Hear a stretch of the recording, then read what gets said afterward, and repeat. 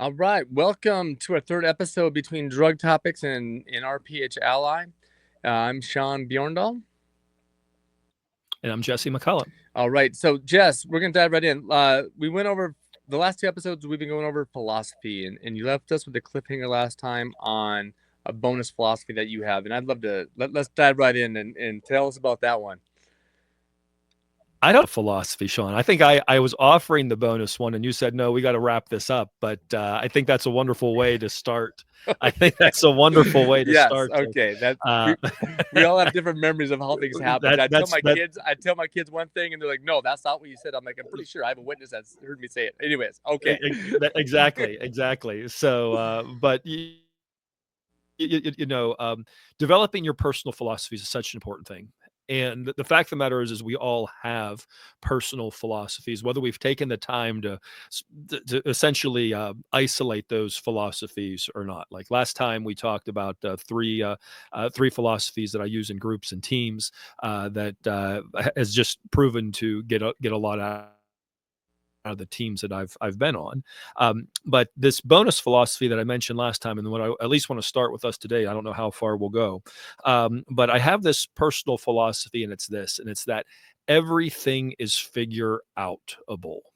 Now, there's been a couple of times where at the dinner table I've used some words that my kids have looked at me sideways, accusing me of making up a word. And in this case, it's absolutely true. Figure outable. I don't know that that's actually in the dictionary, uh, but I believe it is. It does absolutely embody the philosophy that I have, which no matter what you find yourself facing, there is some way to figure it out. And I'll pause for a second, Sean. I'd be curious because I think you had a bit of a made up word on the last time we got together as well. Yeah. No. Yes, that was competition. Hmm. I did not make that one up myself, though. I have to. That was one of my advisors. But I love this one that you're talking about today because like remember I didn't know my philosophy when you asked me Hmm. this last week or two episodes ago. I'm still working through that, but I love all these where you need to figure out your philosophy and you need to be able to, if you going back to our previous episodes, you need to level up your philosophy if you don't have one or if you don't like the one you currently have. But I've been kind of living this one since 2019, since I started Hmm. RPH Ally, right? It was like, I thought one thing. I had no idea how to start a company. I had no idea how to start, launch a platform. And I had to figure it out along the way. I had lots of help along the way, but I had to figure it out. But I've never had a way to like really put a word to it. Figure Hmm. out. No, you say it. I can't. I can't even say it. I, I, I pronounce it figure outable, and it's Figure all outable. one. Maybe it should just be hashtag figure outable, right? I don't know. I don't speak hashtag all that well, but I don't put any spaces between the words, but it's just one word, figure outable, right? And this was something that this was a philosophy that was shared with me early in as I started to develop my leadership skill, because at that time there were so many challenges that we were facing, and there were so many of those challenges that people just seemingly were throwing their hands up in the air like I don't know that we can fix this, right? There's perhaps a variation of this of this made up word that you may have heard of, is that people will say that something is impossible, right? And I've seen people say, well, if you just put a space in between the M and the possible, it says I'm possible, right? It's like everything may start off to be a big challenge, but if we have the right philosophy, if we're willing to stick with it, if into this idea that there is a solution out there, it's just a matter of being able to find it, right? It's a matter of who knows how many times that you're going to have to try and perhaps adjust and learn and go through all those different things. You're going to have to go through some bumps and bruises along the way, but I absolutely believe that things are figure outable, and that mentality has served me so well in the second half of my career so far. Right, the first half of my career, it was very much anchored in the realm of sort of some set parameters. that were out there, right? But I'll give you this story, and it's perhaps a little bit of a dated story now, but in 2010, I sat down for a dinner in Washington D.C., and somebody explained to me the appointment-based model that was built around synchronized refills. That was such a neat model because at the time I was knee deep in medication adherence and really trying to dig in and understand that and come up with different solutions. And like a reasonable that seemed like a reasonable solution that could be or should be tried. The thing was is that working in a company with 5,000 stores, there weren't many people that were anxious to be front of the line to try that out. There were all sorts of, well, we need to have the right technology, we need to have this, we need to have that. There were all sorts of different challenges that existed, and for a couple of years, uh, we kind of kicked the can down the road. It was a wonderful thing to talk about. It provided good debate in the meeting room and the conference rooms, but nobody was willing to take the next step. They you know there was always a big but to the conversation, right? There was, well, this sounds like a good thing and it sounds wonderful and this would be great, and that was a pretty big but whenever.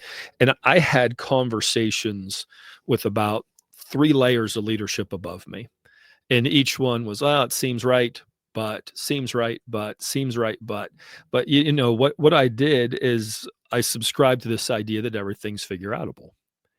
And what I did was I reached out to, it was actually a couple of stores that I had worked in way back whenever I was on the bench. And I shared the idea with them. And I said, I think we can do this. And I think we can do it with paper and pencil. And I think we can just get some decent experiences with it.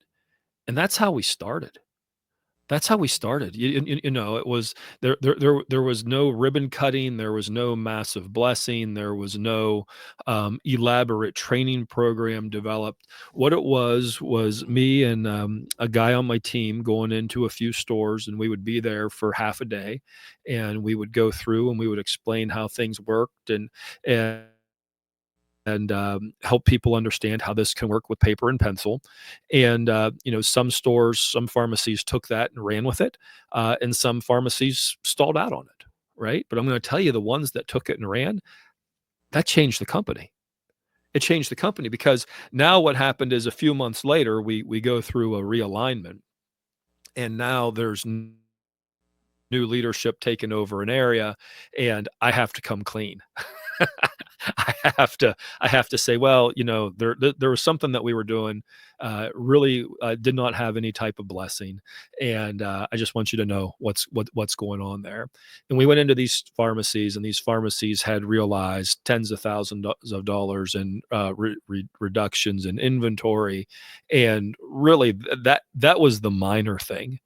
That was the minor thing that stood out to me, because what stood out to me was how the morale in the pharmacy had changed. It was amazing to see how people stood taller. They were happier to be coming to work. They were so harmonized in that regard. And I remember traveling some of those stores with some of those executives and saying, this is what it was. And it turned out from there, wheels started moving to develop software for that to be done. Now, I don't know where that software is today, if they're still leveraging that or where it was, but it was a neat experience and a neat application for me to be able to demonstrate that everything's figure outable. You just have to figure out the next step, right? What's the next step from where you are? And I see a nod in your head. So maybe you have a story you want to share here, Sean. But that's really all it is. There's where we are, there's where we want to be, and we don't go from A to Z. We got to figure out what's the B step, what's the C step, what's the D step, what are those steps along the way, and that's all the more we can figure out at any one time. Yeah. Figure outable and you got to have your expectations that it's going to take a long time, or it could take a long time, right? And knowing Hmm. that will help keep you centered, and it'll help keep you not expecting to get to Z right away. I love how you brought in like the paper and pencil, right? And it Hmm. was like, yeah, you don't need it. It doesn't need to be fancy. You just need to figure out that next step. Your next step was going into the stores with a paper and a pencil with one of your teammates, right, and presenting this, talking about it. Hmm. Like that I'm sure looked like our conversation today. You didn't have a big whiteboard that showed all of this. You had an idea and how it was supposed to work, and you left room for their creative minds to come and run with it themselves in their own store too as well, right? That was one of the just knowing that. And you're going to take bruises, right? You're going to take some hits, you're going to have some setbacks. That's Hmm. going to happen. Oh, yeah. Yeah, go ahead. There's absolutely lessons that you need to learn along the way, right? One of the this is perhaps a sort of a complementary philosophy, but I also believe that the people closest to the problems are the ones best equipped to deliver the solutions. Right. So within a corporate environment, I can't tell you how many times ideas came down. And when you're in the stores, when you're in the pharmacy, some of these things will come down and you'll be like, who came up with this? And I'll tell you, I've been on the other side of that conversation. I've been in the conference room and we've said, well, how about we do this, or how about we do this? And and it seemed like a good idea there, right? And it's just a matter of finding those leverage points to figure out how to make some of these things work, right? It's interesting. Everybody had the idea, wouldn't it be great to be able to capture all sorts of information on the signature pad whenever customers are checking out in the pharmacy? And yeah, that's great. Until you have 25 things that you want to ask them, Yeah. because everybody had a list. It's like, okay, and okay, you and want to sign and, up t- for and this or in a this or line, this or yeah, in a line yeah, 10 people and deep. yeah, and it seems like a good idea until exactly, you have 10 people in line and there's all these things going. So there, ways that you can figure things out is around empowering those folks closest to the problem. And I think that's such a key thing, to be able to have those open lines of communication, and to give permission for, I'll say, at least struggle, if not failure, in how some of those things go, right? And that's in the world of pharmacy, that can be a bit of a taboo topic. I get that, because we, obviously, I'm not promoting that we would give anybody dispense anything incorrectly or anything like that. But there's times when you'll go to do something, and perhaps it doesn't work exactly as you intended it to do, right? And we have to be able to go down those pathways. You're not going to have all the wrinkles ironed out as much as you would like to. You're going to find new wrinkles that you would never imagined that the real world is going to throw at you. As you talk about starting your own business, how many things have you encountered that you never even dreamt about? Like, where did this come from? Yeah, Exactly. no, those are too numerous to count there, right? Exactly. Yeah. It's like every day. And but the idea of everything being figure outable, I think it gives you a resilience. Yeah. It gives you and I think you use the expression centered, right? It allows you to have some type of balance to when you face some of those things that it may come and it may bump you, but it doesn't completely knock you down. It just forces you to rebalance and figure out, okay, well, what's the way that we can do this to move forward? Left me speechless this time, Jess. Speechless. Yes. Yeah. Well, that's Yeah. all right. And if I can, I just for the viewers or listeners, however it is that you're consuming this, when Sean and I sit down to do this, we have a target. We have a target of a length of what we intend to do. We intend to be right around 20 minutes. Sometimes it's a little bit shorter, sometimes it's a little bit longer, but that's sort of the target that we're trying to hit. I think we have enough time, Sean, and and this is another complimentary Yeah. Well, I was philosophy, I was if I can gonna share suggest it, and this it's that. because hold on. I was going to suggest this because when you were describing your story, I was like, oh, wow, this Hmm. is a great transition into being led well, because it was like, Hmm. what you did is you allowed them, the ones closest to the problem. I love that. Okay, go ahead. Sorry. I just had Yeah. to throw that in No, there. no, it's that I appreciate you calling that out, Sean, because this complementary philosophy that I have is that everyone deserves to be led well. And I'll remember when my mentor told me that the first time. Uh, that seemed pretty steep. That seemed pretty grand. That everyone deserves to be led well, and because there's a lot of people. There's a lot of people. I mean, think of everybody on your team, all your coworkers, the people above you within the organization, the people that you serve, the communities that, like, everybody you come in contact with. And I think of this whenever I'm in the grocery store, right? I'll look around, and everybody you see deserves to be led well. And when my mentor told me that just seemed to be too big. And I thought, surely there's somebody who doesn't deserve to be led well. And so, me being the bright guy that I am, I grabbed a pen and paper, just like with the synchronization stuff. And I thought, all right, let me make a list of the people who don't deserve to be led well. And I sat there for a long time, and I couldn't come up with anybody's name to put on the list. Right. Were there names that maybe popped into your head thinking about bad Well, interactions, and then you're like, wait a well, second, well, they still yeah, deserve to be led well? yeah. There's like, um, I say this, I say this for humor. For those of you that stick with us long enough, hopefully you'll come to appreciate the humor that Sean and I have. But I thought, well, can I put my in-laws on this list? Some people have rocky relationships with their in-laws. I wouldn't say that that's my case, but that just seems to be a topic that some people would bring up. Well, what about your in-laws, right? What about politicians that you don't like? Like, do they to not be led well? Right. And in some cases they're not being led well. And that sort of describes the scenario where they find themselves. But when you think about your team, when you think about the patients that you serve and the communities in which you operate, every one of those people deserves to be led well. And to that end, that there's challenges coming. This is sort of news flash here. There's new challenges coming.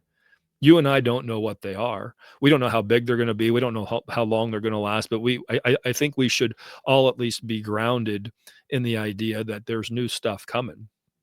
And to that end, if we have this philosophy that everyone deserves to be led well, and we couple that with the complementary philosophy of everything is figure outable, I think those become two very powerful philosophies that we can use to help push us forward.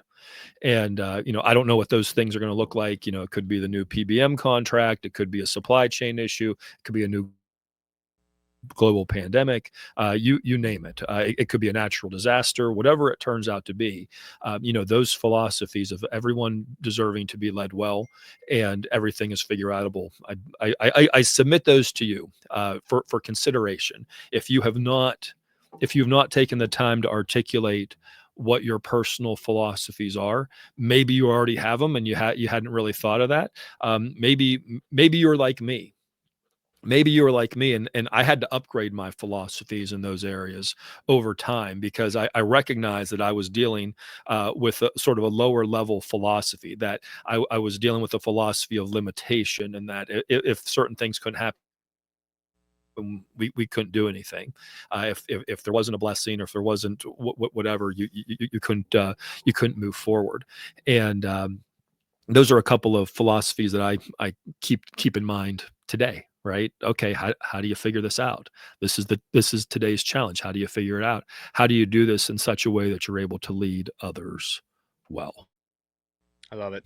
Thank you, Jesse. This was one of my favorite episodes, just because I think you helped me figure out that one of my philosophies that I've always done is figure outable. Right? I just Hmm. didn't know it, but I do also like the other additional bonus is to be led well. I think that can speak to a lot of people, and I think we we do need to take that seriously.